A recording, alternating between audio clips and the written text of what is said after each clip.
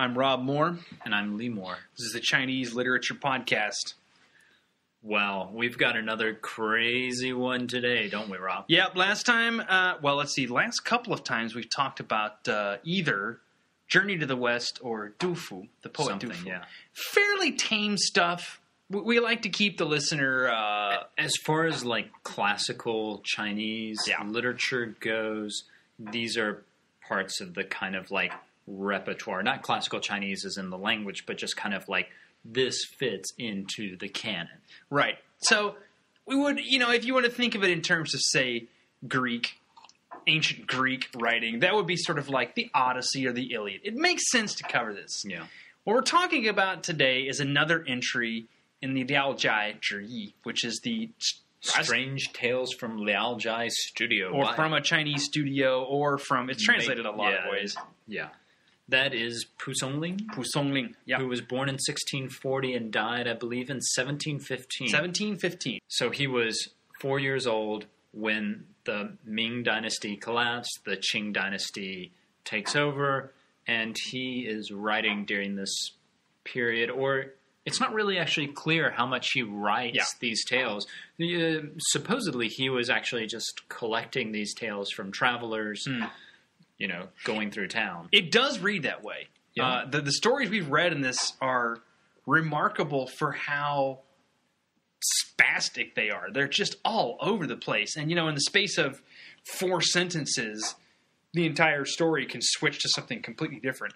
Liao Jai, the collection of stories is interesting because it's strange tales, but what counts as a strange tale is a little weird. Like sometimes it's just like, hey, have you been to Guangdong? There are these crazy foreigners with red hair, and he's clearly just talking about like people from the British Isles or whatever. And it's not. It strikes us as strange that they would be called strange today. Exactly. But then sometimes, it's like magical castles appearing in the sky, or like oftentimes it's women who are foxes who are seducing young scholars. And as so often happens, I think Lee and I can attest, being on campus the number of times. I've almost had my soul stolen several times by a beautiful woman. In the shape of a fox or some other woodland creature. Yeah. This is Oregon. There's lots of options. But today we have a tale that's strange in a...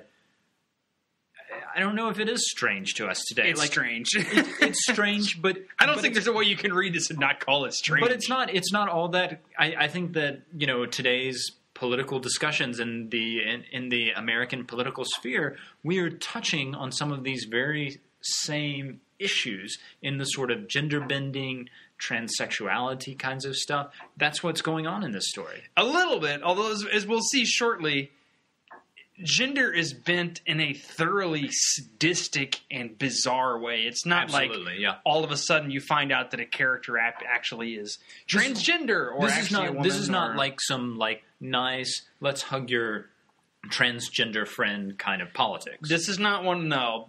But it is intriguing because gender is seen as something that can be changed with minor adjustments, or not so minor, depending on how you see it. And we should point out here, really quickly, that the Chinese concept of gender is much closer, I would argue, to the contemporary academic liberal understanding of gender, in that gender in China, in a Chinese context, is fluid. Classical Chinese context. Yes, in a classical Chinese context, yeah. Gender is much more fluid than it was in sort of the Western Judeo-Islamic Christian civilization that you and I count ourselves a part of. Mm-hmm.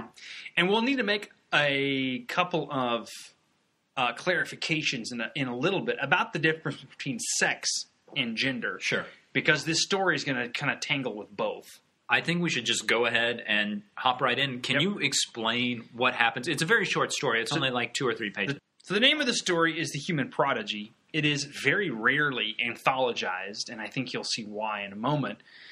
All right, so tell us about this story, Rob. So this is a story of a couple, the Ma's, Mr. Ma and Mrs. Ma, who are, I would say, sexually adventurous. And an old lady moves in next door to them who has a young lodger who's skilled in the arts of massage. And Mr. and Mrs. Ma decide they're going to trick her They have her over. Mrs. Ma is in the bed waiting for her massage. And Mr. Ma is somewhere off in the wings. And the girl slides into bed next to Mrs. Ma, who, of course, is naked. And Mrs. Ma says, hang on, I need to close the door so the dogs don't get in. Mr. Ma slides into bed in her place. Shenanigans ensue. The girl, in the process of giving the massage, realizes it's not Mrs. but Mr. Ma. They use an interesting metaphor, switching the flag of Zhao for the flag of Han. That's the term that they use when they switch man and woman. Mr. Ma responds by still being aroused and figures out that this girl is not a girl, he's Guy. And in response to the situation, castrates the girl Guy, whose name is Double Joy. Interesting entendre there. And then promises to heal the girl Guy, Double Joy, as long as he remains a devoted servant to the household, which he promises to do. And then, at the very end of the story, Double Joy's former, I guess you could say, accomplice or employer, leader of a transgender cult, is caught and put to death, and the public is looking for his accomplices. They find Double Joy. They ascertain through groping Double Joy that Double Joy actually doesn't have a penis and therefore is not a part of this cult, and he's saved and therefore remains a servant to the end of his days happily. I don't think it's going to be going on a limb if I say that's a really weird story. Yeah, I mean, Lee's making this face like, I don't know, it's not that weird. Yeah. What made the story not weird, Lee? For me, like, this is... Wait, can I jump in real quick? I have to jump in. Because we have done another podcast about a man in love with The Rock. And Lee's position was, it was actually a very touching story. I thought it was a great story. It may be great. It's one of our most popular podcasts. Is it really? I think so. Wow. Oh, well, hopefully this one will be too. But Lee's position was it was a touching love story. I thought there was a lot you could do with it. Touching wasn't really a word I could think of a story but of a man loving a rock. But, I mean, this story, so, sure, it's weird, but, like, a lot of Pu Songling's stories are just imaginary. They couldn't happen. Very true. Whereas this is at least not weird in the sort of way that it's very possible that this is a real historical event that actually happened. That's one of the reasons why I don't find it that strange. I find that the turn of events strange. I think one of the reasons I find it strange, quite apart from the notion that by cutting off a penis, someone is now a woman, effectively. You're going to jump in? We should go ahead and define some terms that are important, right? Like, so there's this discussion of sex and gender, and we want to be very clear on what we're talking about. Sex is the biological state of a human being. So the possession of a penis or a vagina or a mix of the two defines your sex. Your gender, based on a lot of the discussions happening in society, is performative. Performative, how so? It's something you get on stage and do? That's exactly what I mean. It's a Rob does a man dance. I don't know if there is such a thing, really. Oh, there are quite a few. I'm sure. But it is something that you enact, and so it's possible to transition from one to the other. Okay. It's possible to carry the features of one and not the other, and identify as that. It is something you self-identify as. Okay. And it's socially constructed. It is socially constructed. Okay. And what's peculiar in this story, it's not peculiar given the fact that this occurred. This was written about 400 years ago, and perhaps this level of discussion wasn't really happening. But in China or in the West? In China.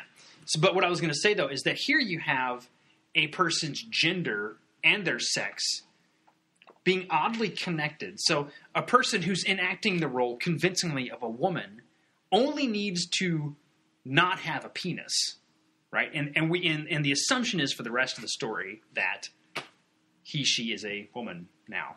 I just want to point something out. So we read a story on another man who becomes a woman. Yep. It was the male Mencius's mother. Male Mencius's mother, where this exact same thing happened, or something similar happened, where his penis was cut off. He was playing a female role. His penis was cut off, and effectively he became a woman. He actually grew a vagina, if I remember correctly. And that the story here in Pu Songling does not say whether or not Double Joy grew a vagina, but Double Joy certainly plays a very feminine role and seems to be, like, if not growing a vagina that seems to... Well, this is where the gender's performance thing is an interesting, not analog, but a lens on this, because after the castration happens, there's no description of any sexual acts. It does say, for example, there's one sentence. At night, Ma always had Double Joy sleep with him.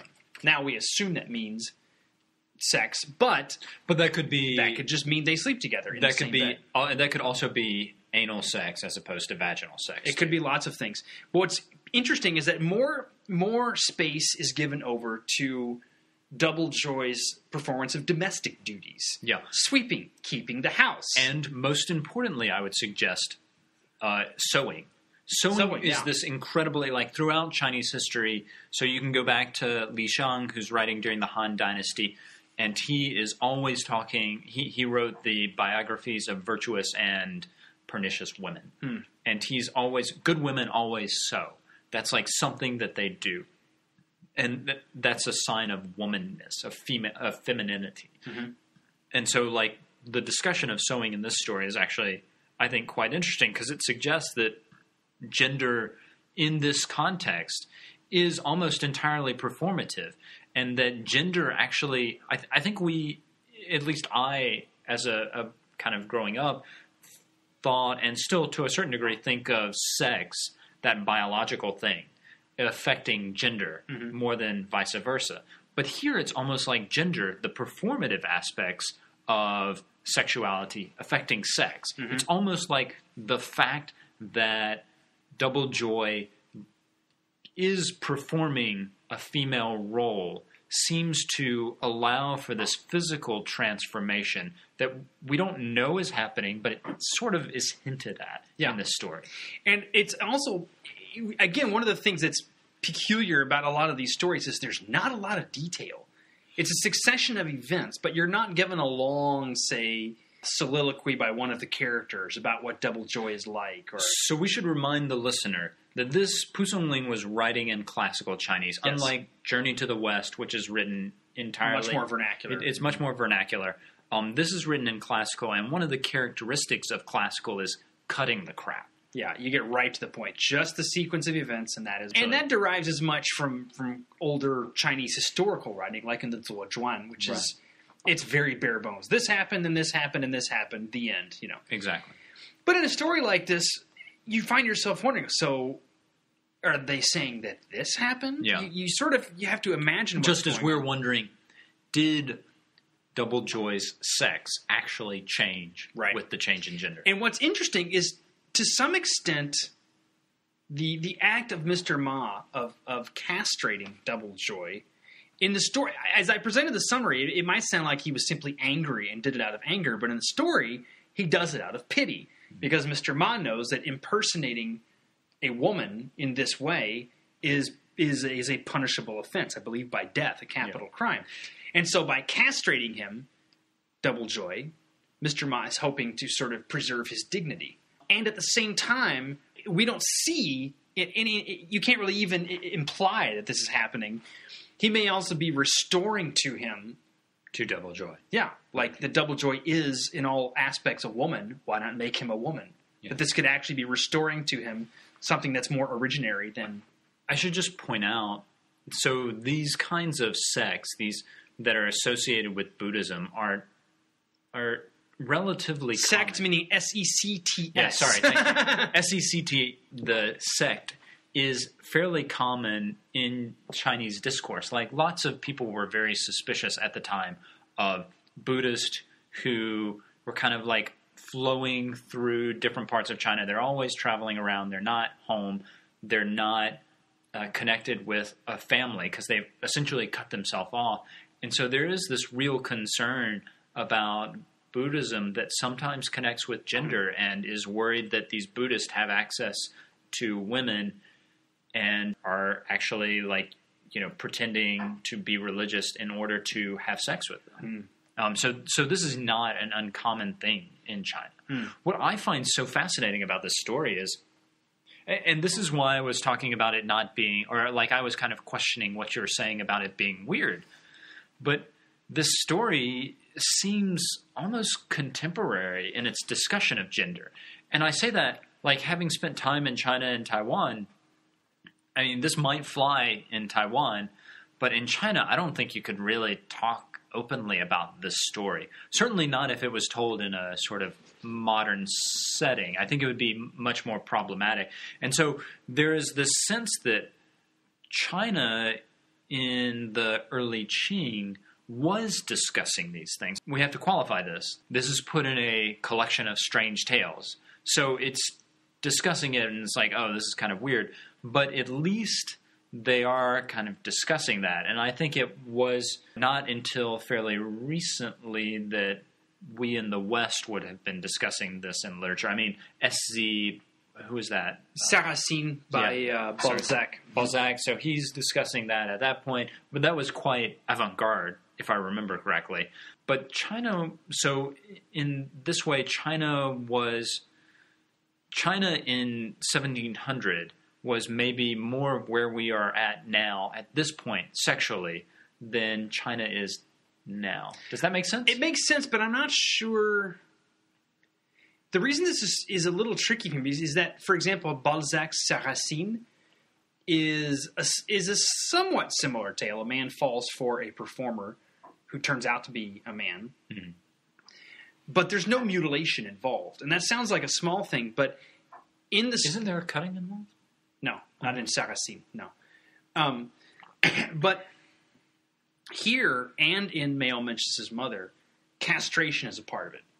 And if there is a discussion going on, or if there is any sort of open interest in gender as a fluid idea, it's being accompanied by violence. Like, it is quite violent. And so the reason I bring that up is to say that it's difficult for me to equate that dynamic with what we have now, because the dynamic there is a combination of curiosity with sadism.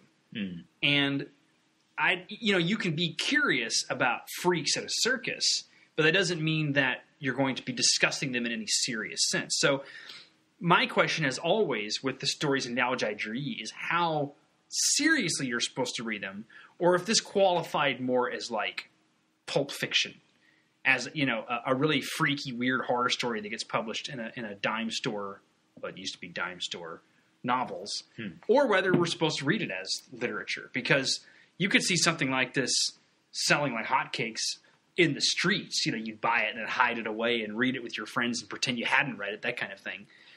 Although we should point out that, as far as we know, Pu Songling did not publish this in his lifetime. It circulated within his kind of friends and family, and his grandson probably was the first to publish it in 1740, several decades after his death. So he's not doing it for material gains. I don't know if we can talk about it circulating, kind of, at least as far as Pu Songling is concerned. But do you think Pu Songling is sympathetic to the sort of tranny position? Well, this is Pu Songling pro-LGBT? What I find interesting here, and I had mentioned this, this was going to be part B of a statement I was going to make earlier before we started talking about the gender thing.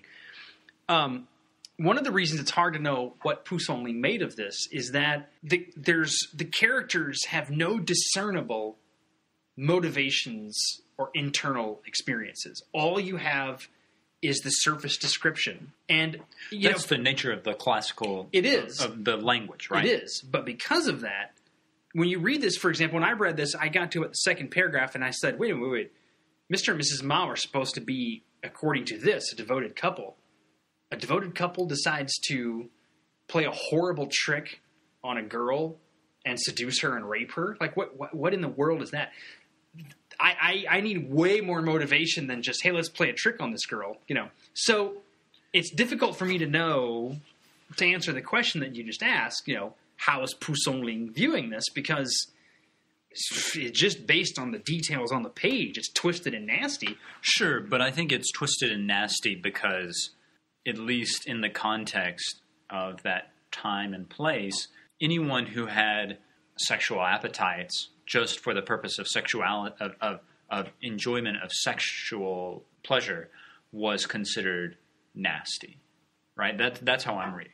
Mm-hmm. But I think still, though, that doesn't tell me how Pu Songling is viewing the question of gender and sexuality in this story, because reading this makes it seem as though this is the only word I can think of, a titillating detail.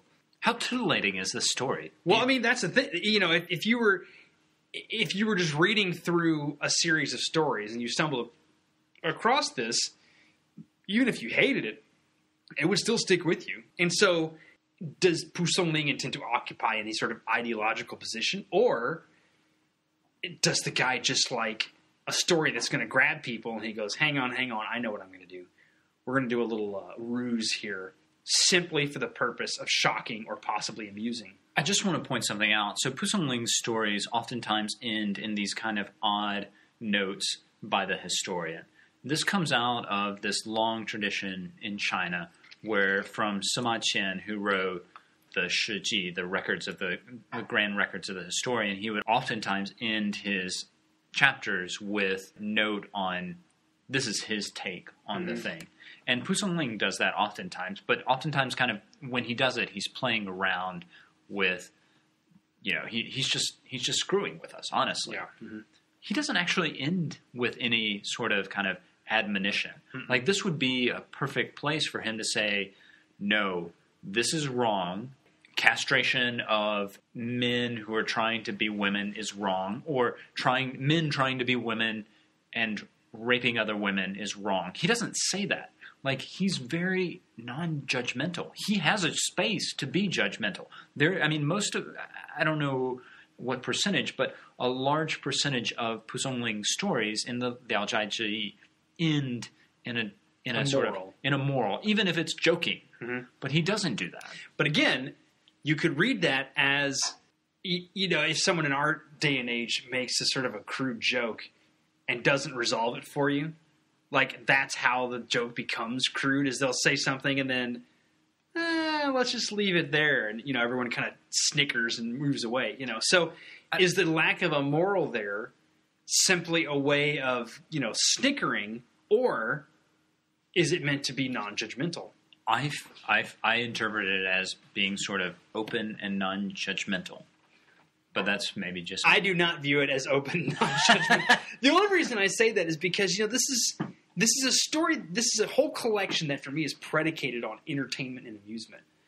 It's one of the reasons why it's still so popular. It's still such a beloved collection of stories. Not because it's immensely insightful or moving. It's just, you pick it up, you read it, you go, man, that was weird. And you can't just move on. I would push back against that a little. I don't think I would use the term amusement or entertainment for this, just because if Pu Songling, like, that seems like something that other writers who were really trying to get published and like wanted their stories circulating because they wanted to make money. That's something that those words, kind of amusement and entertainment, I would associate that with them. I'm thinking particularly of Li Yu, who we talked about in the podcast on telescopes, of Telescopes and Gods, that he is titillating just to be entertaining. And that's because he wants to sell books, because he's making money off of this. But Pu Songling's not doing that. He's trying, I think, to be a sort of sometimes honest storyteller in some ways. I mean, I recognize that most of his stories are not nonsense, but clearly imaginary and fictional. But in a story like this, I don't know what he's doing, but he has a chance to offer judgment, and he doesn't. And I think that says quite a bit. So I guess my final word on relative seriousness of it is I have absolutely no idea what he was thinking when he wrote them. All I have is the words on the page, and it's a really strange sequence of events where castration is, based in the narrative alone, seen as a merciful and kind act. And Pu Songling himself, having not published this in his lifetime, there's no reason why he wouldn't have been circulating these among friends to amuse them. Because if you were simply seeking to amuse and entertain, you wouldn't necessarily be as motivated as Li Yu to seek a commercial success. You would be literally seeking to amuse and entertain. The sort of party stories or the things you tell with your buddies over a beer, that kind of thing.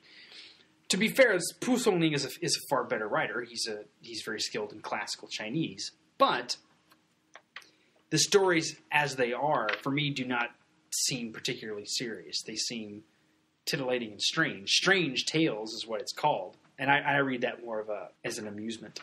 I would like to suggest, to end this podcast just by suggesting one thing. Yes. Admonishing our listener not to trade the flag of Zhao for the flag of Han. That's our moral to our podcast. And so Lee and Rom, the historians of the Strange Podcast, so end this podcast. I'm Rob Moore. And I'm Lee Moore. This is the Chinese Literature Podcast.